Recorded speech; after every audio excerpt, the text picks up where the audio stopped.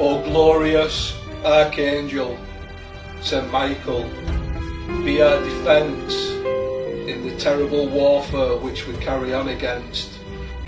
Kung i-analyze mabuti ang video, ay mapapansin na noong binanggit ng lalaki ang first line ng prayer na kanyang binabasa mapapansin mo din yung biglang paglapit ng kulay ube na stickman.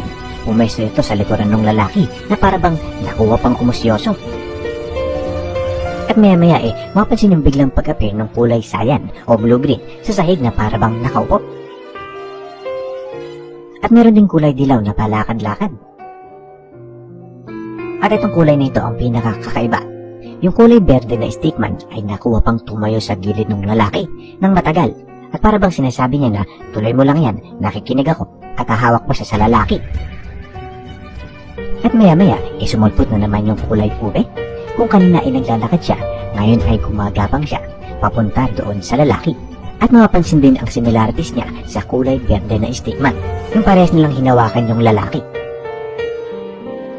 At maya-maya mapapansin yung biglang pagsulpot ng dalawang stickman sa likod at harap ng lalaki at makukuha pang umupo ng kulay berde. Now, ito yung pinaka nakakakilabot sa video ng masasaksihan mo. Dahil sa kagustuhan ng lalaki na paalisin yung mga hindi naman invited sa bahay na iyon, pinagit niya yung pangalang Jesus at saka niya inutusan yung kung anuman ang nasa bahay na iyon na umalis. At ganito ang sumunod na nangyari na nakuhanan ng camera. In the name of Jesus, I command, you're not welcome here.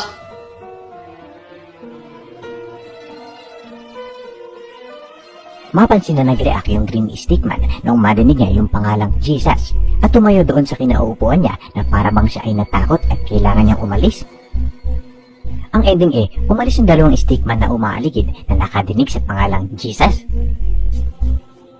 Kung i-analyze mabuti ang video, mapansin na noong binasa ng lalaki ang prayer ang nangyari ay nagsulputan ang mga stick figures nito at umaligid sa kanya.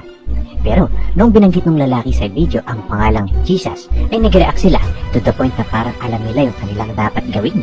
Ang umalis, ito kaya ay isang matibay na ebidensya na makapangyarihan ang pangalan na iyon? Ikaw na ang umusga.